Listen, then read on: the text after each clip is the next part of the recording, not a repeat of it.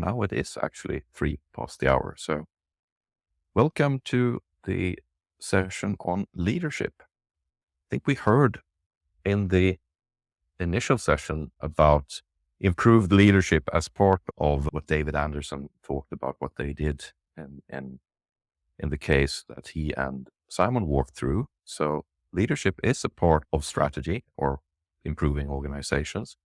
And it's actually part of Sun Tzu's 5 fundamental factors for successful strategy. And what do we mean by leadership? Doesn't necessarily have to be a single person. It can be a shared thing where people who has the abilities can step in and do the right thing at the right time. It could be pretty much anyone, anywhere in the organizations. For me, it's a capability rather than a role.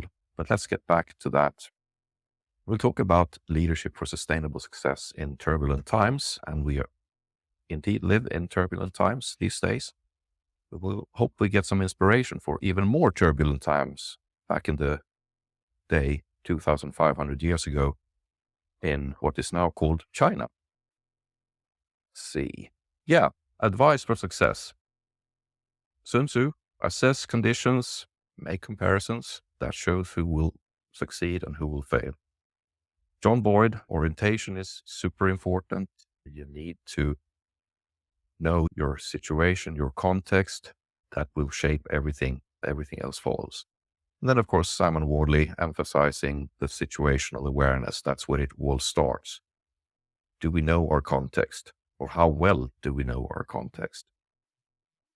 So let's visualize together and have a conversation around leadership and also assess it and think about what capabilities would be helpful for improved orientation, for improved situational awareness, but not only for that, but for also making the right decisions, making the right choices in our context, because that's what strategy is all about, making the right choices.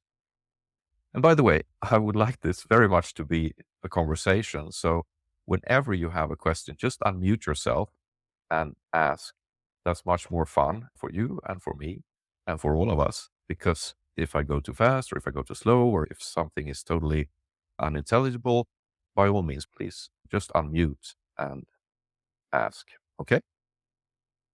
Yes, that's me. I wrote a couple of books on the art of leadership and the art of strategy, very much inspired by ancient East Asian wisdom, Lao Tzu and Sun Tzu. I've been leading organizations of up to 400 people. And yeah, I think I was there. I'm head of Airline Solutions Nordic, and we do Elixir and Airline, open source programming languages and associated stuff. It's not the topic of this presentation, so I will move on. What I will try to do is to connect context, components, methods, and leadership, or first starting by showing how they are connected, and then we will go into leadership. But I think it's good to see how things are connected, because we talk a lot about doctrine and we talk about landscape, we draw on the map, we talk about climatic patterns, we talk about leadership. But let's try to see what we mean by all these things. And in a Wardley map, you would have the horizontal axis with Genesis or novel, you would have something custom built, you would have product or rental, and you would have commodity. And I like this illustration by a good friend and former colleague of mine called Henrik Esser. So he tried to visualize this from low predictability to high predictability. That's another evolution axis, from explorations to exploitation. Kent Beck talks about this a lot. And from initial ideas to knowledge, just to get a feel for what we mean by the horizontal axis and in Wardley mapping. And if we talk about methods or ways of working or practices, you would find certain methods more or less suited for the different stages on the evolution axis. So depending on if you're more to the left, design thinking, sometimes combined with whatever you mean by the word agile, and the more further right you get, more structured things like lean or even Six Sigma could be useful. And that was really cool in the previous session where I joined Alex Morgadas. He talked about leadership, applying leadership practices that were very suited to a Six Sigma manufacturing. You can't make any fault, you can't make any mistakes. It needs to be extremely predictable, but they just applied it in the wrong context because they were more in custom built or even Genesis or novel. So if you misapply your methods and your leadership in the wrong context, you may go horrendously wrong. And when it comes to leadership, you can put on different labels here. You can call it authoritarian, or you can call it command and control, more to the right, more participative in the middle, and heterarchy, which is a new word to me. It was the first time I heard it. I had to look it up.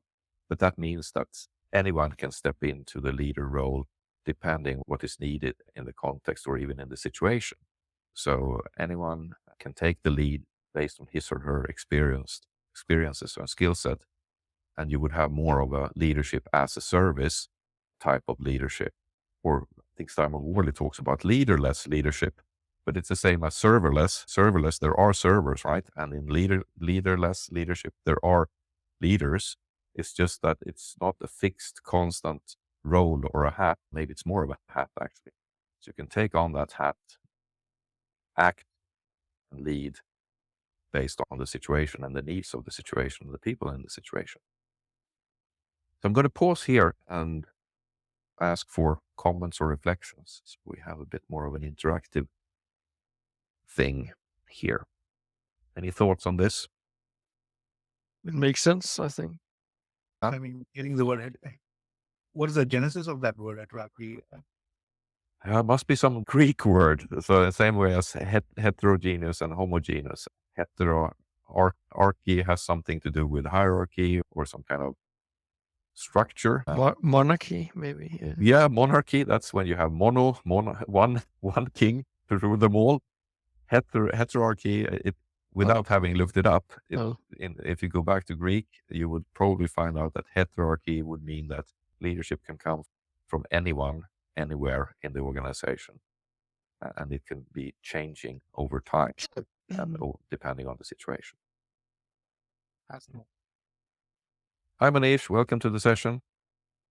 Good to see you. Hello, Erik. Good to see you. Yeah. Interesting topic. Yeah, I hope so. So we're just getting warmed up here with connecting context, the situational awareness, different components in your product, the different methods potentially used depending on where you are on the evolution axis, and different kinds of leadership. Okay, let's move on. Yes, we do live in turbulent times. There's a war going on. There was a pandemic. Maybe we have survived that, most of us. And there's a lot of economic and social upheaval. So it is indeed turbulent times. But if we go back 2,500 years to China, or what is now called China, it wasn't even China. It was wars, it was pandemics, it was economic and social upheavals. There were, in fact, 500 years of wars, pandemics, and economic and social upheavals. So it was really orders of magnitude, factor 10 or factor 100 more turbulent 2,500 years ago in what is now China. So I think there could be some inspiration. There could be some patterns, capabilities that we could find there to help us out today. And there's this fascinating person called Lao Tzu, and maybe he didn't even exist. Maybe it's just ideas that are told that he was the author or the writer of, or the philosopher behind, or the leadership expert behind. Maybe he didn't even exist. Maybe it's just a lot of ancient wisdom that was collected in writing over several hundred years till it reached a certain degree of stability. So it may have been some crowdsourcing going on even 2,000-3,000 years ago. This is an interesting Chinese character. These are pictograms, so they're formed out of other pictures, so pictures that have meaning, and then you can form new meanings. So it's like atoms forming into molecules with new behaviors and new characteristics. Here you have a part called ear, which means ear, or the noun would be ear and the verb would be listen. And you have another one which would mean mouth as a noun or speak as a verb, and then something which means complete or contain. So if I ask you to be very creative now, be very innovative, and try to come up with a compound of these three subparts, what would be the compound meaning of this? Success. knowledge or understanding. Good guesses. Not quite there yet. Knowledge, success, yeah. More ideas? Shared purpose. I don't know if you have to listen and speak the same. To be- Agreement. I'm sorry. Leadership. Leadership. Yay! Yeah, but you need knowledge. You need to listen. You need to speak. There has to be some kind of completeness.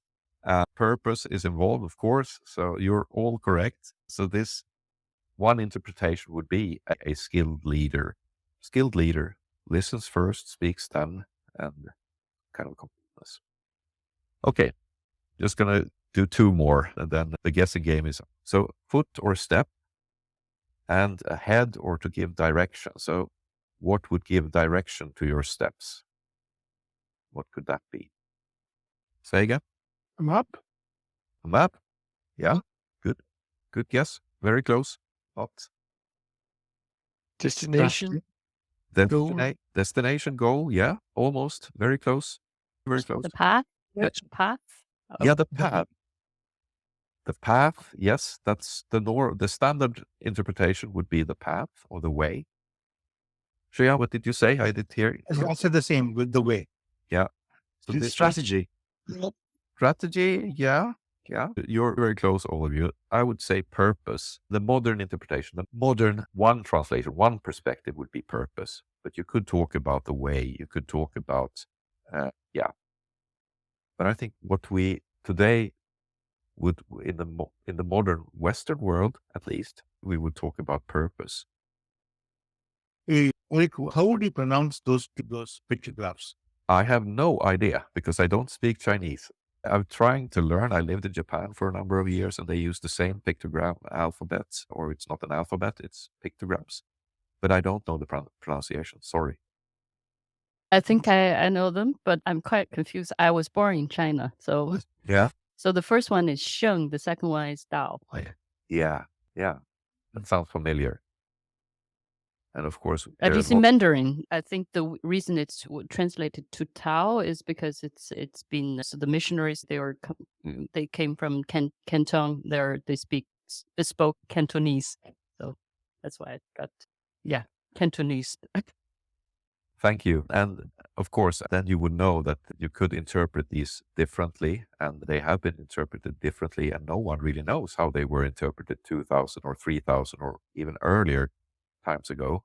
There might have been different interpretations, different meanings for the people living 3,000 years ago, 3,000 years ago, or 2,500 years ago.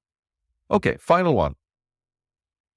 Step, straight, heart, and mind. Taking steps, moving straight, following your heart and mind. What would be the modern day interpretation or meaning of taking steps? Strategy? Yeah. Decided if you have decided something, you may following a decision maybe. Yeah. What about the heart and mind? A decision following your heart and mind. Value? Value? Virtue? Virtue, yeah. Virtue is actually one translation or one interpretation of this character. The more It's classic. 5 factors. It must be doctrine. But Yeah. Focus. Everything you're getting there. Close, but no cigar yet. It's integrity. So if you walk straight ahead and you follow your heart and mind, that's one interpretation would be integrity in the modern Western world, at least, where I grew up. I'm from Sweden, but I lived in Japan, I lived in the US, I lived in Germany. So I'm trying to be open to different perspectives. Okay, so now I gave you the essence of Lao Tzu, and I think this book, which is called the Tao Te Ching. Very bad at pronouncing it. The meaning would be on purpose and integrity, because those two pictograms on the right, that's the title of the book. And I think this book is about leadership, not in the traditional manager or emperor or king type of leadership. It's about people everywhere being leaders. There's a very famous quote from the text where it says that when you have truly succeeded, the people will say, we did it ourselves. So truly self-organized leadership, and people feel that they have done it themselves through common acts of leadership. Let's see. Let's dig in. Now we get into not a Wardley map. This is a value chain. So it's a dependency graph of capabilities or leadership capabilities. And we start with stakeholders and their needs. And then we will look into capabilities. It's a slight variation of a value chain. This is very much inspired by something called maturity mapping by Chris McDermott and Mark Bergauer, where they apply Wardley mapping to what you need to do as a team or a part of an organization in order to fulfill your strategy or fulfill your customer needs. But then it's more about what tooling and methods you need in context. But I think it's equally useful to use this approach when it comes to leadership, because in different types of situations, you would need different types of leadership. So we would start with the stakeholders or the users. So in this case, it would be societies, communities, families, or individuals. They have a need. And back in what is now China, 2,500 years ago, it was about succeeding sustainably in turbulent times. Or you might just call it survive, because it was really tough times. But let's put it in a positive frame: sustainable success in turbulent times. And one capability would be to be effective in the sense of achieving maximum outcomes with minimum efforts. And I'm going to stop a bit here just to make sure that you take the opportunity to ask questions or share your reflections or comments, because I'm tuning and tweaking the Wardley mapping a bit here, totally on purpose, fit the context of leadership. Questions or comments at this point? I'm just thinking that when you are not in turbulent times, then you forget all these old things that habits that you used to do because you don't need to be effective. So now I feel we need to reinvent those things that maybe some of our ancestors did because we have been living in, too comfortable somehow. That's a very good point, Christian. Thank you for raising it. I fully agree with you. So what strikes me a little bit in this statement is that it's very quantitative. It says maximum and minimum. And that, of course, because this talk is about leadership, it might not always be quantifiable. And the definition of effectiveness, maybe it comes later. This would be the definition of effectiveness, or at least my interpretation of reading Lao Tzu and some other philosophers or leadership gurus from the time. And sometimes they use the metaphor of cooking. And I think the metaphor of cooking is quite interesting, because the metaphor would be that you don't let anything go to the waste bin. You want to use everything. Every single part of the animal, every single part of the vegetable should go in there. And you make use of it in a smart way. And you use the right animals or vegetables depending on the season. And so the cooking metaphor, where you don't put anything in the waste basket and you get something very creative by combining things in a good way, so that you make a harmonious mix of ingredients that will be very tasty and not let anything go to waste. Good that you brought that up. And does that explain a bit the sort of meaning or definition of effective? Yeah, I definitely get the least weight part. The risk is always that when you say that you want to really put something to you define effectiveness and the optimality with a maximum. For instance, the concept of growth in economy, right? You really don't want to maximize the use of the global resources here and now. You really want to increase the carrying capacity. So I just feel that sometimes maximum is not the optimal stage. Yeah, that's a really good comment. And words matter. And in this case, you want to maximize good outcomes.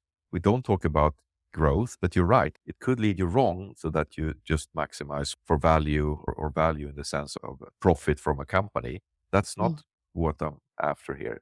Maximum outcomes in this of the taste of a good meal, for instance. That's also an outcome where you want to maximize the sort of harmonious taste of that meal.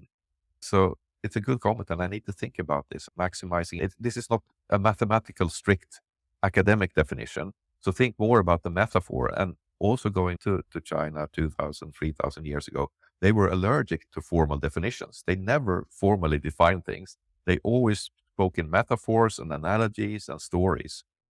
So this is my simple attempt to summarize something very deep in a one-liner.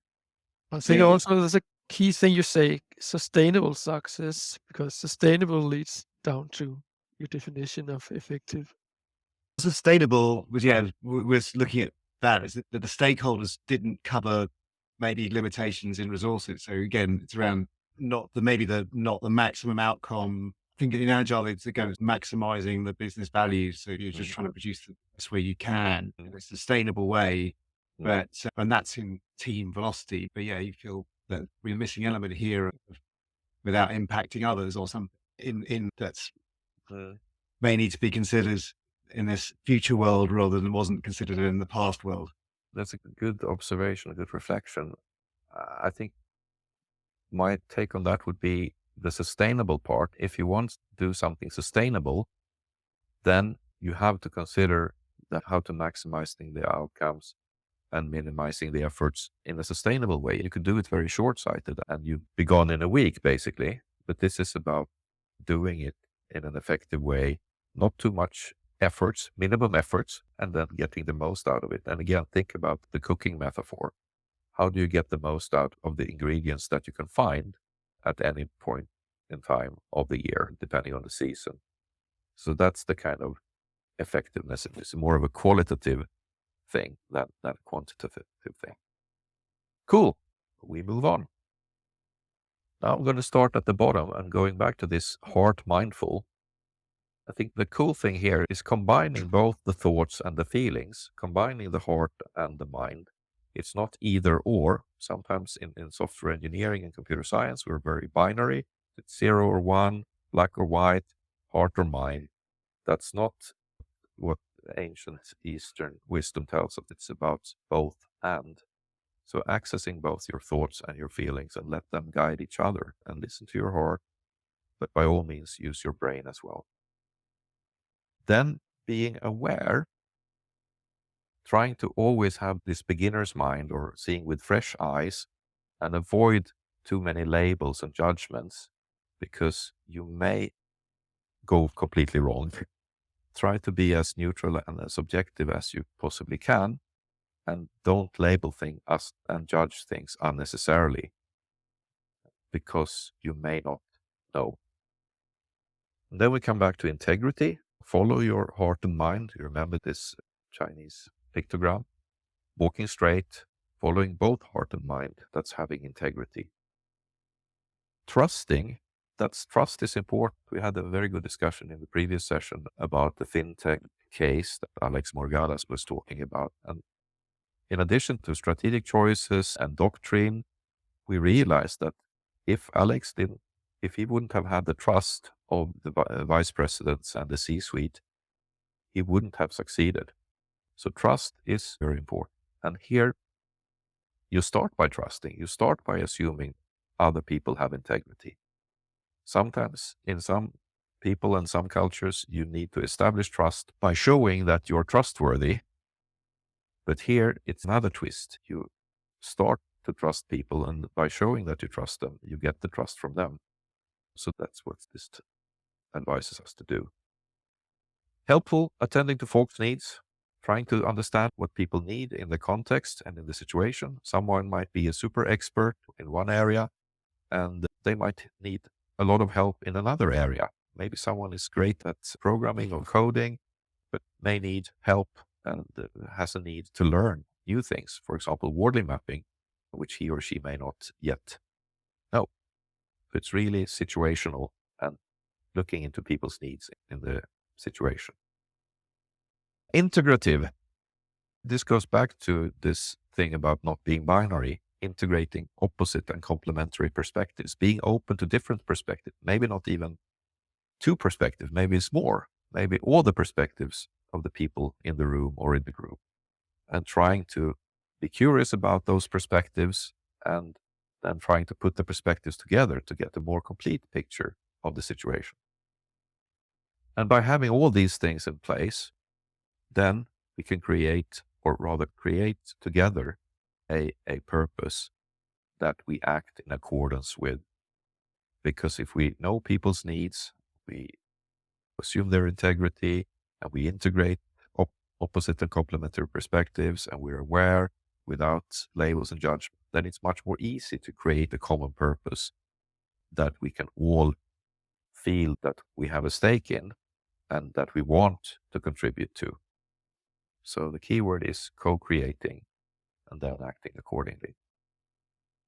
Yeah, when you know the purpose, you can also then look at the complete system, look at all the components and try to avoid sub-optimizing for certain parts, which is very easy. You may optimize for the team, but maybe if you have 2 teams or 5 teams or 10 teams or 100 teams, it doesn't make sense to optimize for one team only. So trying to look at the whole. And then flexible, changing when circumstances change. That's what some people call agile these days, or agility. And it was already important 2,500 years ago. Collaborative, if you want to go fast, go alone. If you want to go far, go together. So enable cooperation and do it without pressure and control. Pressure and control is bad. It comes back time and time again in Lao Tzu. You should facilitate collaboration and not put pressure, not try to control and not use command and control. And then facilitative, having the ability to act as a facilitator and creating the boundaries so that people and teams and even organizations can self-organize.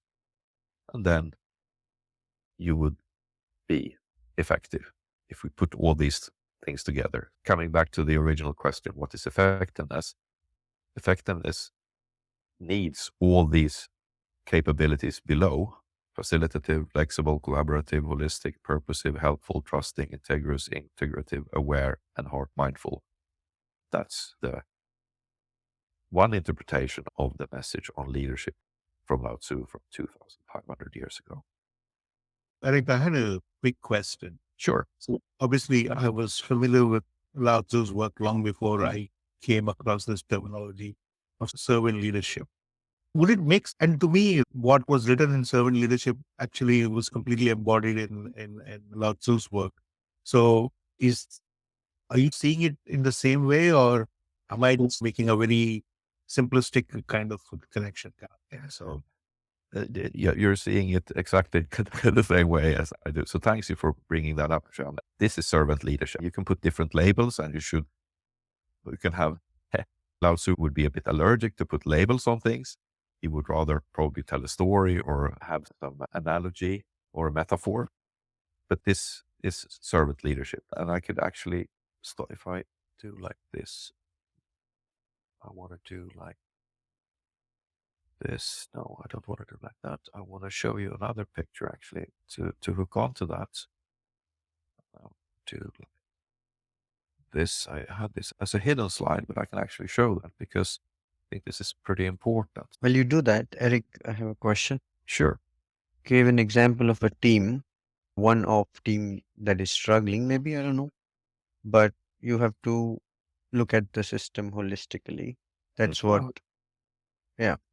But I've been into that situation where as part of organization change management, I saw a team struggling because they didn't have a structure. Their kind of work is such that it was more of a pioneering, and then they had struggles of their own that were not addressed as part of the whole system. So would you leave the team with no help, or how do you say that? Mhm. Because other teams are in harmony, probably. Mhm. Would you let one team be in their situation because you cannot help them holistically as part of policy? That's a really tough question because you really don't know. So what I would do in that situation, I would probably have this image on the back of my head and start asking curious questions, and maybe even draw this together with the team on a whiteboard or in a virtual room, and then try to ask them to understand, okay, try to identify where they don't work. Is it about, do they have a purpose? Did they co-create a purpose? Are they helpful? Are they trusting? Do they have integrity? Do they have access to both thoughts and feelings? Are they aware, or are they making judgments a lot? Are they labeling things? And can they integrate perspective? So I would try to use this and find where they don't have the capability as a team, or where someone in the team lacks the ability and potentially breaks the team. That's one approach you could take in such a situation. Does that answer your question? Yeah. Yeah, I've done some dissertation, adjunct dissertation around that, where you're looking at how they feel, how they look at the team and how they see themselves. And usually it's trying to understand, is it actually how they act? Is how they see themselves, how they acting? And the other thing you can do is there's DISC, which is basically just analyzing the different approaches and characters within teams and where they sit in the DISC framework. And then they can understand if there's someone that's more, how they're interacting as a team, and the trust usually comes out of that, the integrity, the awareness of how people react differently to different things and approaches. There's also other tips. Yeah, thanks for sharing, Tim. I totally agree with you. I think that there's the different colors, red, green, blue, yellow. There's this 4-letter acronyms, ETBJF, whatever, 4-letter acronyms. There are many ways to skin a cat. And these are, for me, starting points, because if you're not careful, you're labeling people. Okay, he's a blue person or she's a red person. And that's very dangerous because they might be typed for the rest of their lives, which, I mean, people are different and we all have these colors in ours. If we take the color metaphor, we're all rainbow in a sense, and some colors are stronger in certain situations and in certain contexts. So I think that's important to take into account. And of course, doing that exercise is a good starting point because people realize we're different. And we often think that we're the same. And if you're in an engineering environment, maybe 80% are very similar, but those who are not, then maybe your default way of working, your default protocol for communication will break down because they're not like you. And maybe when they're under stress, they're even more or less like you and works even less. And sometimes an exercise, just to hook on to what you say, Tim, you could do this thing where people talk about what do they need and what can they offer. So you can do that as something like a marketplace. That's a cool exercise that I've seen over the years and even tried a few times. You go to the marketplace and everyone says, this is what I can offer. This is my sort of things I would like to offer to the rest of the team. And this is what I need from the rest of the team. So you talk about your strengths and weaknesses in another metaphor. And you don't talk about the colors. You don't talk about the disc. You talk about your needs. And then we're back to attending to folks' needs. You talk about your needs, and maybe you even have something under the table in that marketplace, something secret. And you may choose to reveal some secrets about yourselves in such an exercise, or maybe not. It's totally up to you what you reveal. But then that also starts the process of building trust. Because if you dare to reveal a small little secret about yourself, not everyone knows, and you show that to the rest of the team, that's also part of making the team work more as a team or be more collaborative. Okay. Yeah, really good conversation. I'm trying to go back to Shyam, your question here. And yes, I did a little exercise where I tried to look at a lot of people and leadership theories and practices. And We have servant leadership somewhere here. Yes, Greenleaf servant leadership. And we have Mary Parker Follett, integrative leadership. We have Nora Bateson. We have Kim Scott. We have quantum management. So all through history, a lot of people have espoused this similar ideas and similar capabilities regarding leadership. And I haven't found anything earlier than Lao Tzu. But I think it's interesting also that you see Lord Nelson, who was he was a lord of the seas, and he was in the military, or in the navy rather. And you have Moltke, who was a German chief of staff. So this is fascinating because these leadership principles can be used and have been used in very different contexts. So they are potential principles. Maybe they are first principles of leadership because we have seen them work in such different contexts, and so different people using them. So there might be an element of truth in them. Yeah. Erik, you may just somewhere want to, the David Marquez, turn the ship around. That would fit here somewhere as well, I think. Yes, of course. I forgot that. It should be in here. Why isn't it? Because that's part of the Auftragstaktik, the mission command, turn the ship around. It's related to Lord Nelson, even back in the early 19th century. So definitely. So that's the same kind of trust your people. Yes. And they will do awesome things. And then you just make sure that they have the right capabilities in terms of training. A very good point. Thank you for adding that to the list. Yeah. Yes. One observation on looking at this picture here is you don't get to pick what you're effective at. And so it seems like if you have in mind to achieve a specific something, then you need to have the power to select people that you get to work with here. Because without being able to influence selection of those people, then you don't get to pick your purpose or your outcomes. That's a very good observation, Tristan. Thanks for sharing that. And you're absolutely right. Normally, in a business context, you won't pick your team or you won't pick your organization. You have the people you have the organization you have, and that goes even for non-profit organization. And I think that's okay. I think what I've written here, of course, you can train and practice many of them. It's easier for some people to do some of these things than for other people. But just by putting this on the table, by making it explicit, maybe you draw it on the whiteboard and you start talking about these things.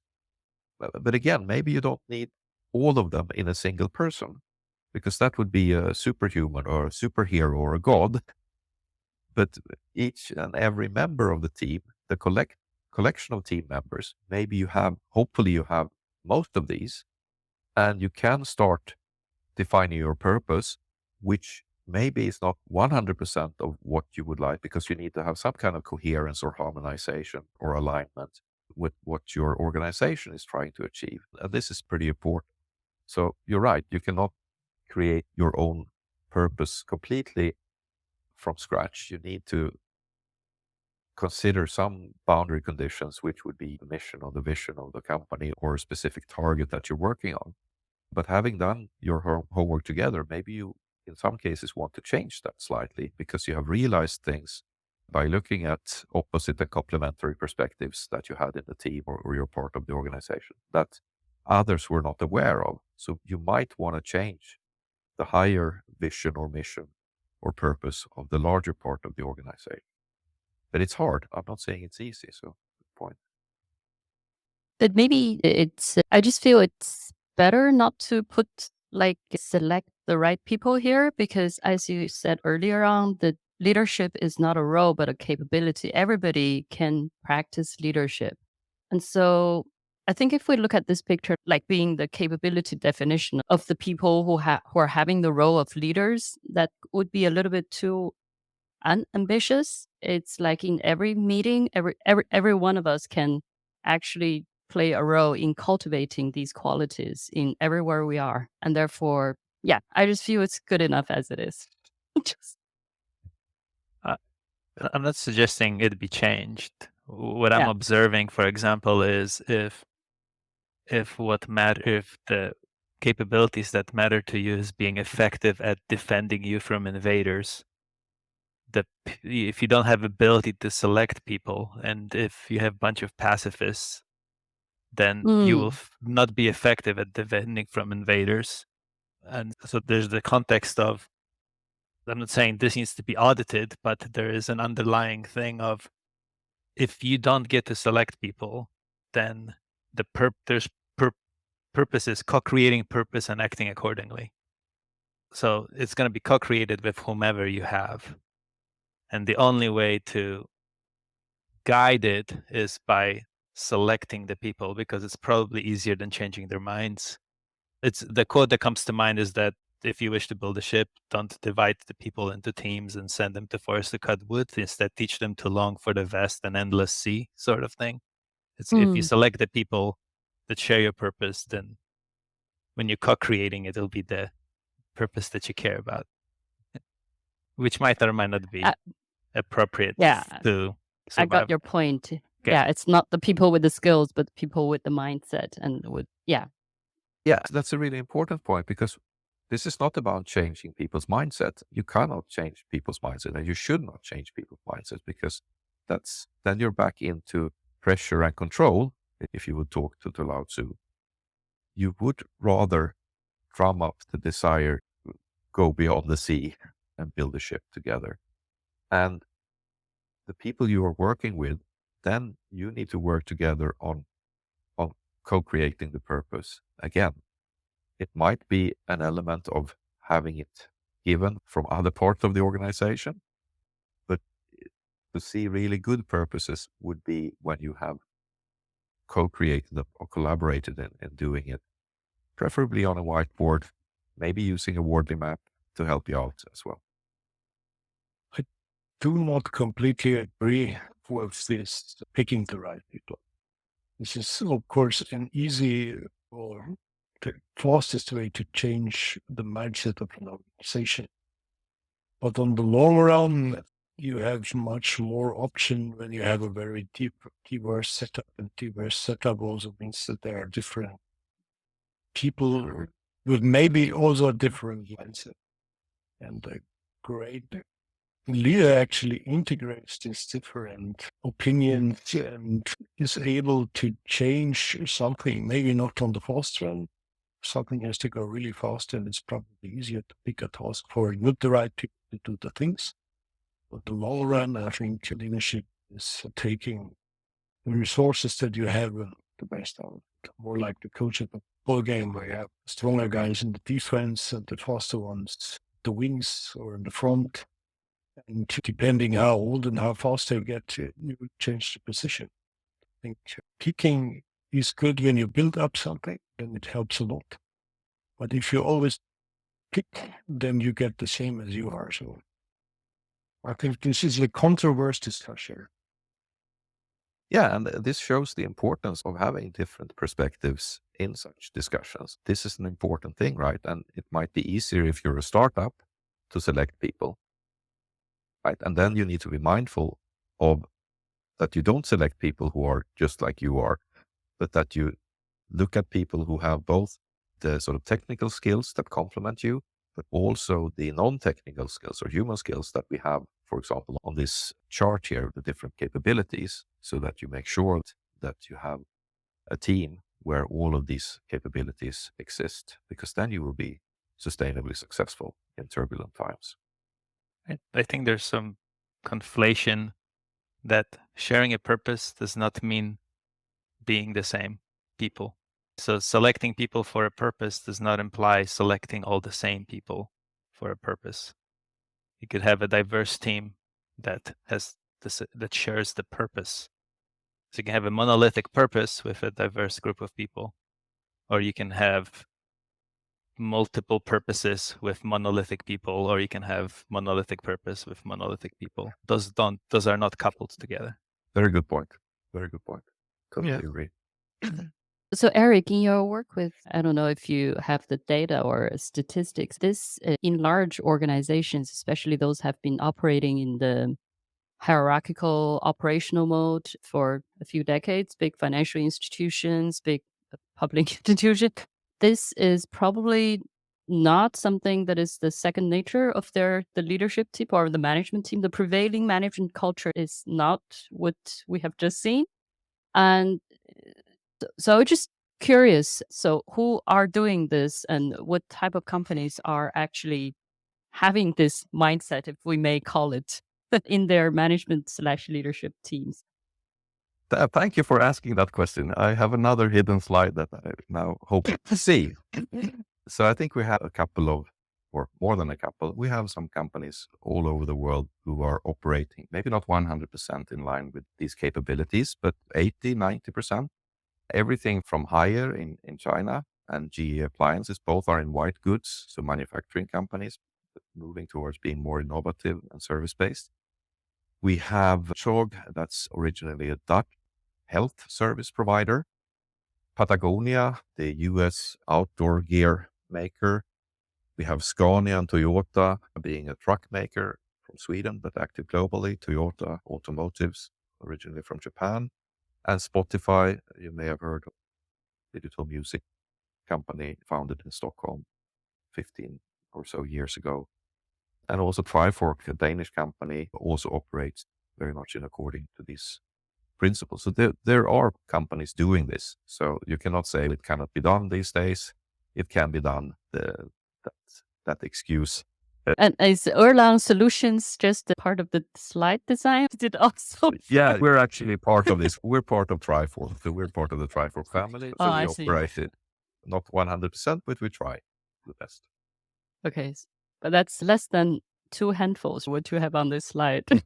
I'm sure there are more companies doing it. Those are the ones that I find in a simple search, and by ticking the boxes and coming up with more than 80%, then it was my limiting factor for making it to this slide.